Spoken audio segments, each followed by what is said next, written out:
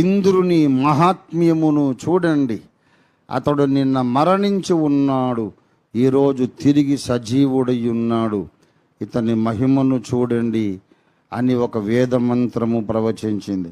ఎవరండి ఇతడు? ఎక్కడ పుడతాడు అంటే ఈ భూలోకానికి నడిబొడ్డు లాంటి ప్రదేశములో పుడతాడు. భూమి ఆ గుండ్రగా ఉన్న గోళం యొక్క ఉపరితలము 3/2 వంతులు నీళ్లే, సముద్రమే. 1 వంతే భూమి. పైకి తేలిన భూమి మీదనే జనాలు ఉన్నారు. ఆ భూమి లెక్క. అటు తూర్పు ఎక్స్ట్రీమ్ ఎండ్, ఇటు పడమర ఎక్స్ట్రీమ్ ఎండ్. దాన్ని మొత్తం స్కేల్ పెట్టి కొలిసి సెంట్రల్ పాయింట్ తీసుకుంటే అక్కడ ఉంటుంది ఇజ్రాయెల్ దేశం.